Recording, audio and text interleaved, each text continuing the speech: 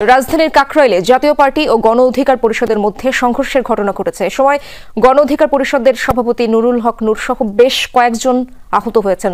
ঘটনাস্থলে সেনা ও পুলিশ মোতায়েন করা হয়েছে।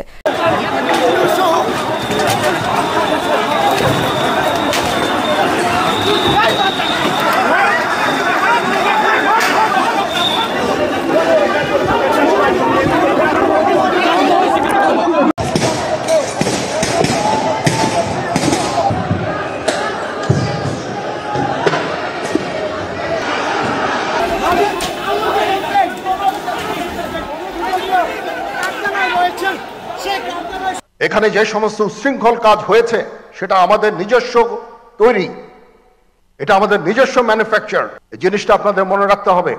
পুরো রাজনৈতিক দলের কার্যালয় ভাঙচুর করলে কঠোর হাতে দমন করবে সেনাবাহিনী। এবার কঠোর হুঁশিয়ারি দিলেন সেনাপ্রধান ওয়াকারুজ্জামান। শুক্রবার রাত 8টার দিকে দ্বিতীয় দফায় জাপা কার্যালয়ের সামনে জড়ো হয়ে ভাঙচুরের চেষ্টা করে দিন অধিকার পরিষদের নেতারা। এ সময় জাপা নেতা কর্মীদের সঙ্গে চলে তাদের ধাওয়া পাল্টা দেওয়া। এরপরে ঘটনাস্থলে সেনাবাহিনী এসে জাপা নেতা কর্মীদের সরিয়ে দেওয়া হলে তৎক্ষণাৎ গণ অধিকার পরিষদের নেতাদেরকেও ঘটনাস্থল ছাড়তে 10 মিনিট সময় বেঁধে দেয় আইন শৃঙ্খলা রক্ষাকারী বাহিনী।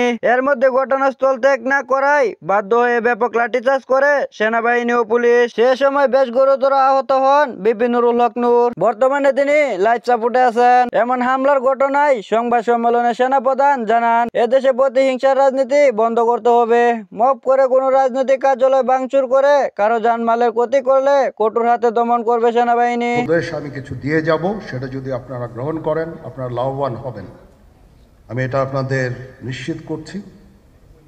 আমরা নিজেরা ভেদাভেদ সৃষ্টি না করি। তাই সব রাজনৈতিক দলকে একসাথে নিয়ে চলতে হবে। এতে দেশ ভালো থাকবে, দেশের মানুষও ভালো থাকবে। আমার এটা যদি আপনারা গ্রহণ করেন আপনারা লাভবান হবেন, কোনো ক্ষতি হবে না দেশের। আমার অন্য কোনো আকাঙ্ক্ষা নাই।